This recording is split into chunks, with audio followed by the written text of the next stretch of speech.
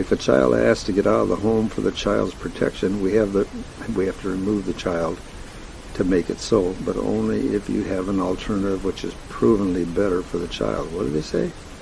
If a child asks to get out of the home or for the child's protection, we have to remove the child to make that protection so, then if you pull them out of the home, you've got to put them in a situation that's provably better for the child. For the child, by the way. Not for the do-gooder and busybody. Oh, almost said something. Not anybody's business but those that are in charge, and they have to prove that the child is in a better situation. And boy, believe me, they aren't always now. No. They aren't always now. You might think that they are. Oh, the child's pulled out of the home, and what happened to the child? What'd you say? What are you getting? Nothing. We're not going to tell you what happened to the child. Your record is miserable. Some of these places that they put these children is wonderful. Absolutely fantastic. The child just sprouts like a tree. And some places where they put the child is way worse than if they'd left him alone. We don't want him to be left alone. We want him to be put in a place that works. And we want you to prove it. So they say we can accept no more entering the home and taking the child for its own good, only to find that the child is worse off in the new situation, and that happens way too much. Prove, and keep proving until you know. See? The same holds true for the child that is going to run away from home, assuming that the changes made in the chapter on education don't take care of the problem. And believe me, that change is going to change the problem, but just in case they aren't of age yet, and they're going to leave home anyway. The education thing starts at puberty. Somebody may be 3 years old or 4 years old and absolutely has to get out, feels that they have to get out of the home. In that case, if you decide that that's what you're going to do, you have to provide a place for them to go that satisfies their need. Not your perception of their need, but their need. How will you know? And they say word gets around, children talk, others will seek out places that accomplish that goal. They will come to a place that works. Another task for those who so badly want to do good works. Yeah. That's a really good test. How are they going to know? Children talk. Children tell each other, oh man, I got out of the home and this is working really good, and so on and so forth. And not, we get candy and we get, the food, the junk food we want, and watch all that's not what they're saying. That's not what we're asking for, and that's not what you should be doing, and you know it. You know it. What they're saying is, if a child has got to get out before puberty, and they're removed anyway, if they have to if they're in a situation, you might pull them out and counsel them and say, it's not like you see it. Your parents aren't as bad as you seem to think they are. They're just teaching you discipline. You understand? Education, again and again and again. Education. Teach them what it is that's going on. And if that doesn't work, then get them out of the house and get them to a place that works for them. That's, like the government says, they never really come right out and say we're going to do that, but that's what the government's indicating, and they're not doing it. And if they're not doing it, then you say it's time for you to start doing it or get out. We'll find another way to resolve this problem. So, and that's what they're saying over and over and over again. The People's Trust News investigator is such a precious thing to you, because you're not going to be told by the bureaucrat that everything's fine. if If your news investigator is saying, nope, not good, not good, look at the statistics, look at what's actually going on. You know, it's like, why did they say that the People's Trust News was the most important thing in the whole of Book 4? Because you know what's going on. Nobody's going to give you a line. Nobody's going to feed you stuff that you want to hear. They're going to tell you exactly what's going on. And that's, you know, totally different. So they say, to finish this part on the rape in the home, we again ask that the law reflect the changes that are made. Don't just do them, make them law. That way there's an accountability. Someone has to do something, or he or she will enter the legal system. Enough hiding or a slap on the wrist. We need true action, true results. Did we as a society enter the home, the castle? Yeah. If the child asks, and if you can prove abuse, if you prove abuse and the child is too young to ask, in those two situations, sure. If there's medical proof, there's another one, yes. In each case, the court must hear the case and the jury must find it provable. Now, I'm not saying, and I asked them, it sounded like they were saying you can't do anything until you take it to court. No. They didn't say that. They said after the fact. After the fact. After everything's all okay again. Then it goes to the court, the jury of 12, and they have to say to you yes or no, this was a problem or it wasn't. You know, it's like this actually happened or it didn't happen. And that's good, because the second they say there was nothing that happened that was illegal in that home, then everything has to be put right again. So they say, in the new legal system, the timeline is days after the charge, not years. And if you can't prove your case, then look at who made the charges. Too many wrongs and the heads must be chopped. We don't want to be harassed by our government. We want it to do the job asked, and only the job asked. Oh, another sweet little place here. We don't want to be harassed by our government. That's not. Now do you understand why they keep saying provable, and put it back the way it was? We don't want to be harassed by our government. We don't want to have somebody have their house broken into by stormtroopers and ripping everything apart and asking everybody all kinds of questions. Now the kids are all upset, and the grandparents, and everybody's all upset, and the house is a mess, and they, oops, we made a mistake, and they walk away. No, that's harassment by your government, and we don't want harassment by our government. We want them to do the job we ask them to do, and only the job. And so what do they say? They say, you go in there and you talk to the grandmothers and the kids, you counsel the kids, and you say, nope, we thought we had something going on here, and it wasn't, and it didn't, and you go to the social places where those people that were charged or supposedly charged and they made a mistake, you go there and you say, nope, we thought we had it, and we had wrong information, and blah, blah, blah, you know, and officially apologize and officially make it right, and that is what we need. So that's the key. Not only here, but all the way up and down through the government. They say the same thing over again. We don't want to be harassed by our government. No, you know, you can take a look at now. And then you can take a look at what they're recommending, and you can see why as you go along in Book 4, you begin to realize more and more, this could work, and not only could it work, but man, that'd be really great. So they go on and say, if you can't reform most, if not all, the offenders in the educational and legal system, then you had better examine the whole concept and find a solution. We ask that you fix the problem, not hide it.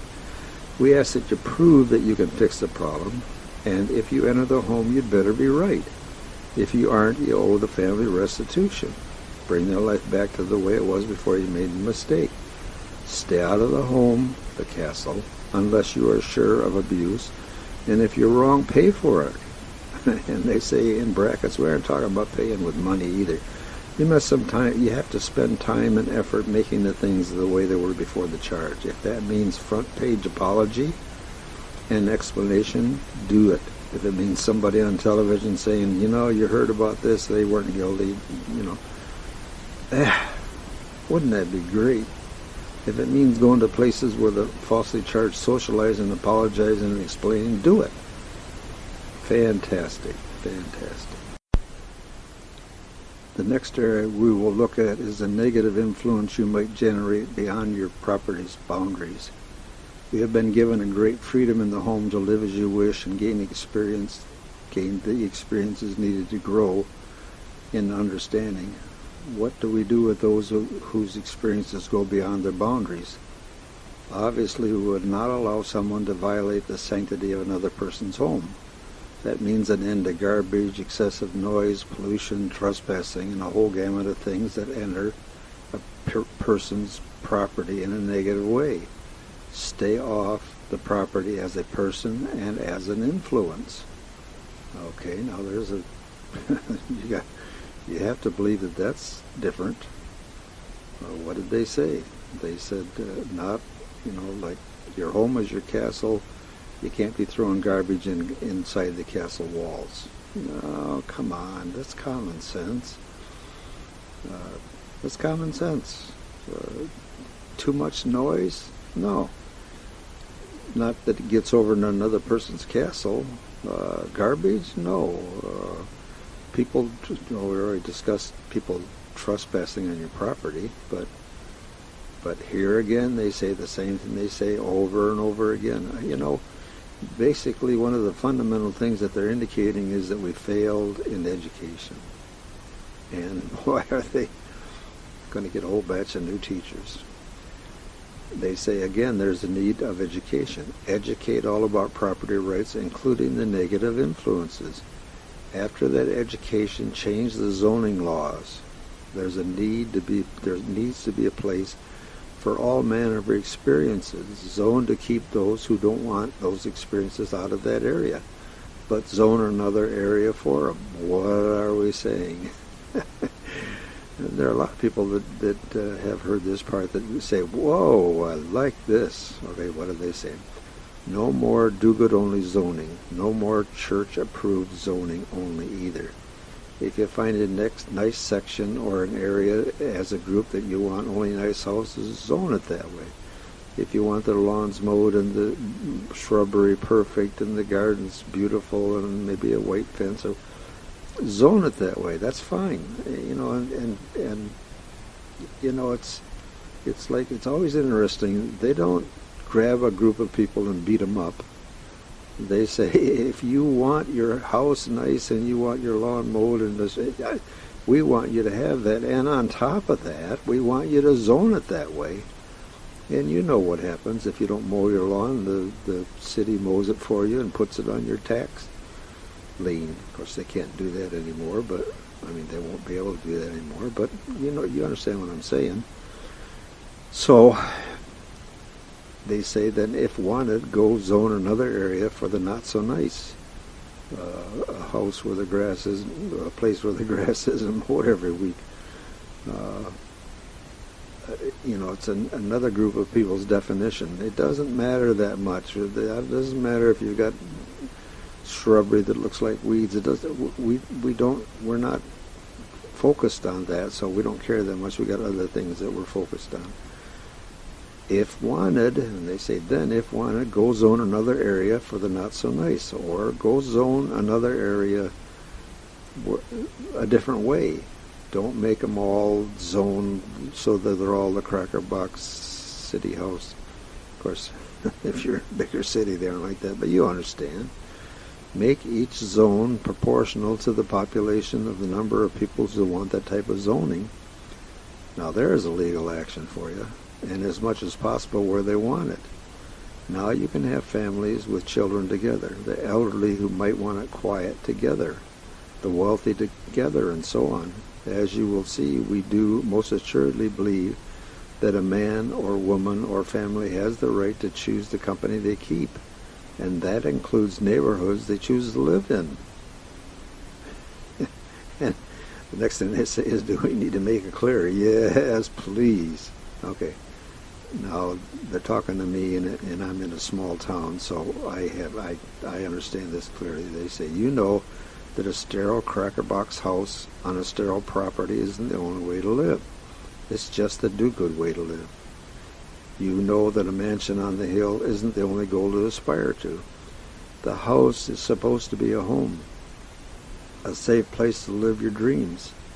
Contrary to the do-good mentality, this work indicates that there's a need to have many different types of experiences. To allow those experiences, we must eliminate the concept of one right way. Get rid of the do-good one right way. Allow for poor people's places, rich people's places, middle people's places. Allow for rowdy places, sophisticated places, rough places, calm places. We're even talking about shacks here if that's what's needed and wanted. Ooh. Okay. Well, I mean, come on. Shacks? They're saying, you know, if you got these single men who are fishermen and hunters, they can have a shack if that's what they want, and it can be zoned that way, and it's perfectly okay. Because do-gooders aren't going to tell them that they have to, oh, you could have gone fishing or hunting, but no, you can't do that. You got to mow your lawn. Yeah. Come on, guys. You gotta quit cheering. The laws requiring equal access regardless to race, sex, age, or economic status has removed all the experiences save the bland, do-good type. You will never change the prejudice of people except through education. Education of the person who is prejudiced and education of the one who's prejudiced against. Now there's a little thing they just throw at you and you know, and we go on. No. I said, no, you're not going to go on. What did you say there? You will never change the prejudice of people except through education. And that means the education of those who are prejudiced and those that are prejudiced against. And I said, come on, what does that mean? And they said, well, you know, if you take a... How am I going to explain this?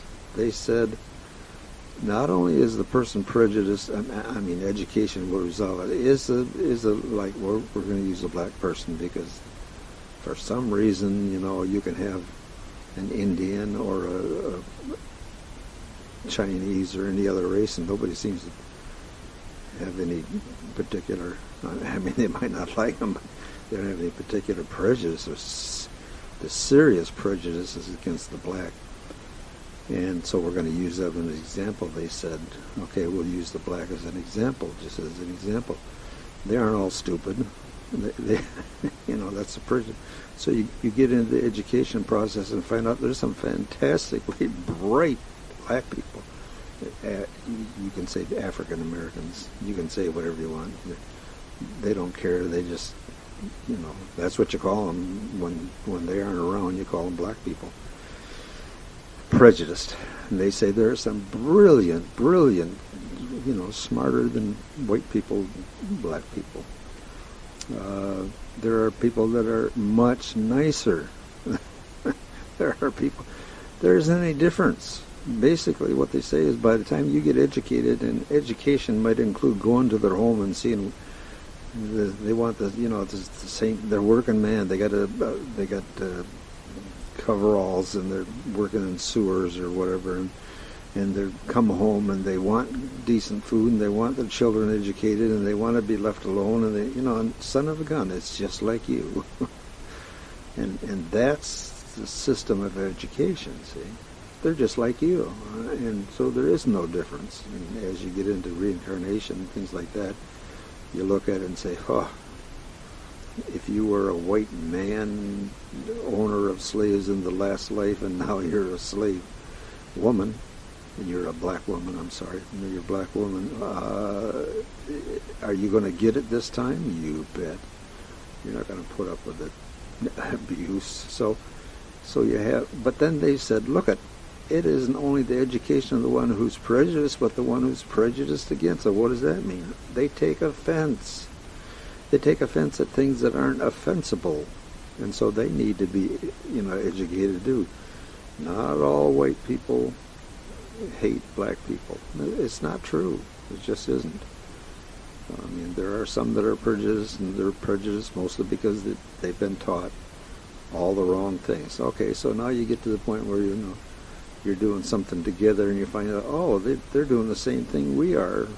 They want the same things we do, and that's one of the things that they indicated when they wanted to have a language that was worldwide, demanded it practically, is that when you finally are able to talk to anybody anywhere on earth, you got to find out that the common man, they all want the same thing. It's your politicians, it's your leaders, it's the people that are driven by dominion that want to cause these problems. And there may be something even more than that, but they always say that's for Book 5. So they say we've covered that aspect, that education aspect on the chapter on education. If you assume that God wants this to be a nice little world where everyone lives a nice little life, then it would make sense to try to make everything equal and nice. That is part of the lie that has caused so much stagnation and so little growth. If what was given in Book 1, 2, and 3 is true, there's a need to learn through karma, and that means experience conditions, not correcting them to blandness. Everyone experiencing every condition? No. Rather a chance to experience what you are drawn to, what you are born into, what you agree to in this experience before you came here, or what was given to you as an experience so that you might best grow. That's a concept that is really strange too, in what they say all the time. What are you drawn to? What are you interested in? What are you focusing on? No, you can't do that. Nope, you can't. Do-gooders are always, nope, can't do that.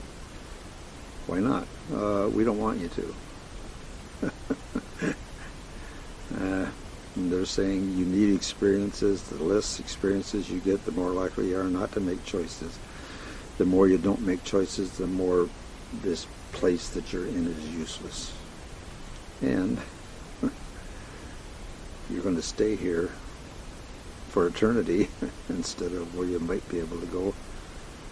Yeah, boy. Anyway, that's for Book 1, 2, and 3, and maybe 5. They say again, we need boxes where this person learns one thing and boxes where the other person learns another thing. We have given the boxes of the home where you can learn all manner of things through questioning and investigation. We never said this, so it might be better said right here. Home is not a place. Now you understand what they said. They said we're going to give you. You go home and you got a computer and you got a television. And you can learn anything you want. You can investigate and learn, and nobody's recording what you're investigating, and nobody's. It's illegal. It's illegal to use that information, or if they find out that somebody was using that information that they were investigating you in your home, it's illegal. They go into the legal system, and they don't get a slap on the hand like they do now.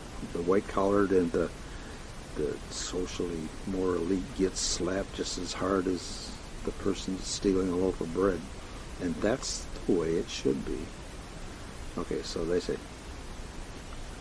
there's something that they're going to say here that they haven't said before and might better be said here. And they're saying it here.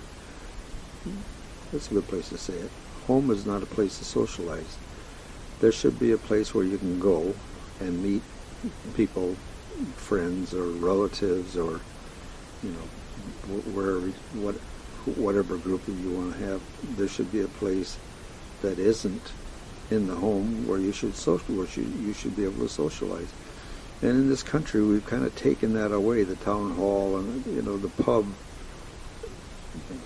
was a place to eat and drink, and now it becomes a bar, and there's a whole bunch of people that wouldn't go there. You need a place where you can socialize, and not socialize in the home. That's what they're saying.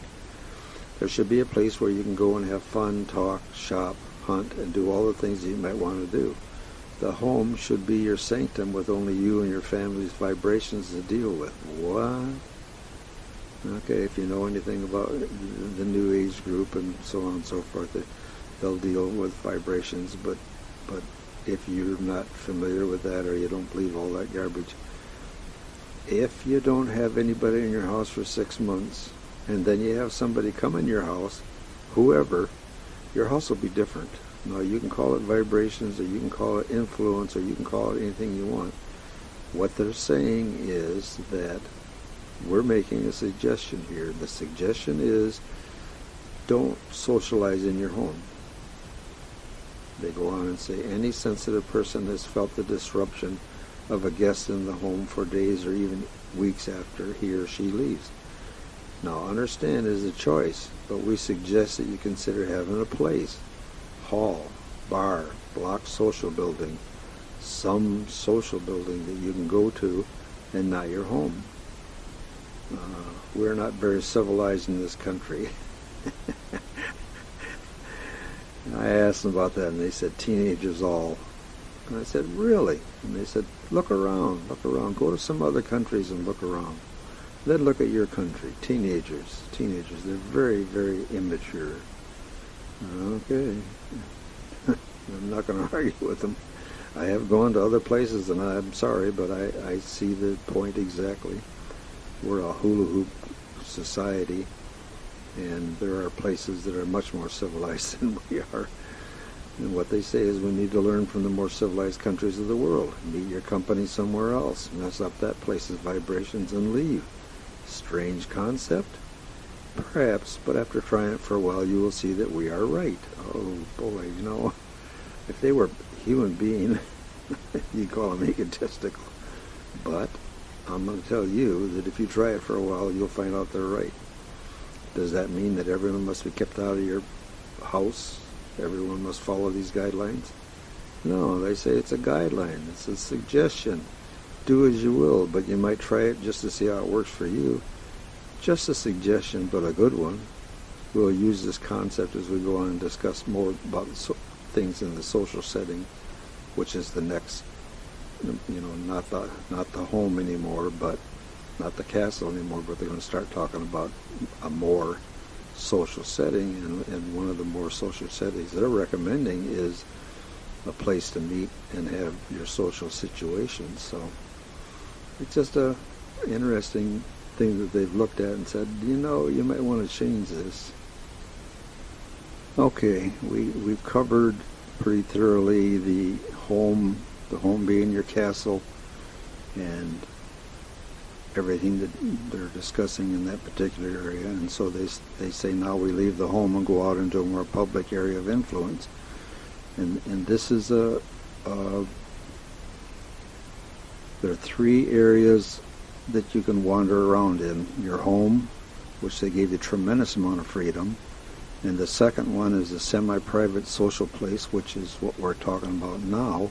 And then the social place, which is not private in any way, shape, or manner. So here you have, they kind of want to define it. It is here that we begin to restrict a person's action for the safety and rights of others. However, we won't just go out and slam 1,000 restrictions on everyone so that they all want to stay home. We would rather suggest a new type of social gathering place called a semi-private place. We have the same rules as here we have some rules of home and some rules of public place, but neither all of the rules in the home or all the restrictions of the public place. And the key to the semi-private place then is that you have to qualify to enter.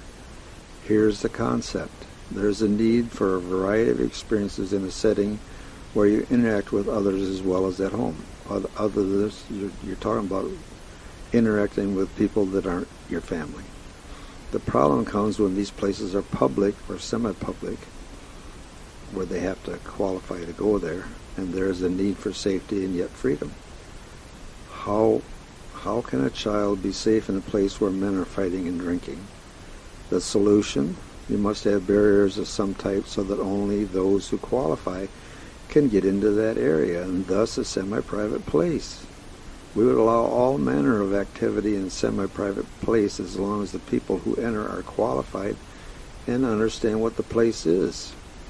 It will be the responsibility of management to enforce this rule. We do it now in bars. We don't allow minors to enter. If you're in a store, you don't allow minors to buy alcohol, even though you consider it a public place. So basically, we know how to do it, we just don't do it. And what they're saying is, if you develop these places that are semi-private, you have to have people that are standing at the entrance, whatever it is, and they're saying, you qualify, you don't, go away, you qualify, come on in, you qualify, come on in, you don't, go away. And they indicate the use of investigators and licensing would be appropriate here, and they're saying not licensing fees, but rather investigators and a license to operate or not. In other words, you qualify as a semi-private place because you've got barriers to people that don't belong there. That's not so hard to figure out. So they say, let's get the concept straight. Let us show you some places and see if you understand the difference between semi-private and public. You sure know the difference between semi-private and home. So how about semi-private and public? If you go to the movies and you buy a ticket to get in, is it public or semi-private? It is public unless there's someone there who checks your identification to determine whether you're old enough to enter and turns you away if you aren't. Oh. If you go to school, is that semi-private or public? It is public because anyone who wants to get an education can go there. But if there is a person standing at the door and you have to prove that you have passed the requirements to enter and to be educated in that particular probably building, we would say, then they say it's semi-private. If it says women only, men only, over 60 only, children only, Masons only, over 200 pounds only, dogs only, and there's a person at the entrance to enforce that rule, it is semi-private. If it is a mall and anyone can enter, is public. If there is a store in that mall who has restrictions on who may enter, they are semi-private. And then they go, who cares? What's the difference anyway? The difference is that semi-private places will have much different rules of conduct than public places. In a semi-private place, you are able to dress the way you want to, well, dress not the way you want to, but dress according to the rules of the semi-private place, act in accordance with the rules of that establishment, and everyone who qualifies to enter there knows the rules. In a public place, you must meet the minimum dress code and a minimum code of action. Why all that? Because action and dress are now used to intimidate or seduce. Speech type and manners are now used to intimidate. Speech type and mannerisms and clothing and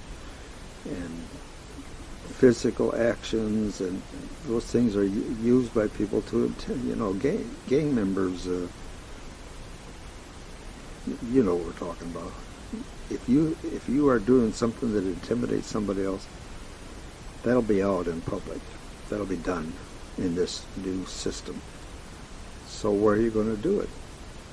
Semi-private place. You can dress, make your own, They're going to make rules in a semi-private place. The rules are whatever you're willing to buy, wherever you're willing to go. If the rules say you have to bring in a gun because it's a hunting place, and you have to understand all the rules of gun owning, handling, and and you're qualified and you've proven it, then that's a semi-private place, but it's not restricted. And the key that they say here is that none of the experiences that are restricted today are restricted anymore, because in a semi-private place you have to qualify. Now let me give you an example. You want to race cars. You sure can't race cars out on the, I'm not saying you can actually, because you can and do, but you're not supposed to race out on the street.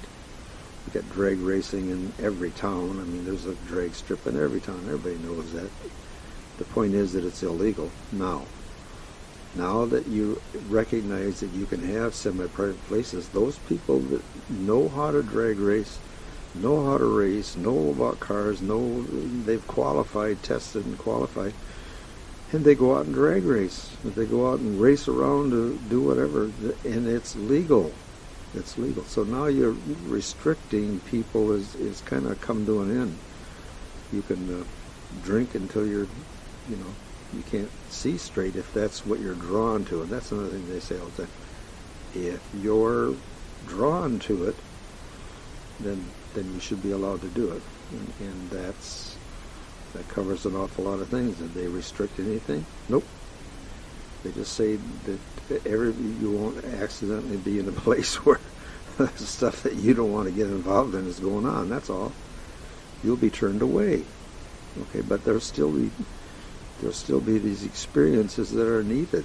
Well, you got somebody who wants to hunt people, if you want to go to the extreme, and everybody that walks into that place understands what the rules are. You could be the hunted or the hunter, and you might die or you might kill somebody, and it's okay because you're qualified and that's what you're drawn to. Now, are the do-gooders and the game players going to scream and holler about it? Of course. And tough. That's what they say. Tough. Tough. You're not being influenced. It doesn't got anything to do with you. You're not interested in it. So, those people that are drawn to it will have a chance to experience it. And it may end up putting them in the gutter. It may end up killing them. It may, that's what karma's all about. The experiences that you're restricting so that everybody has to stay here. Something to really think about. Something to really think about. There's a lot of things to think about here, but there's one semi-private place.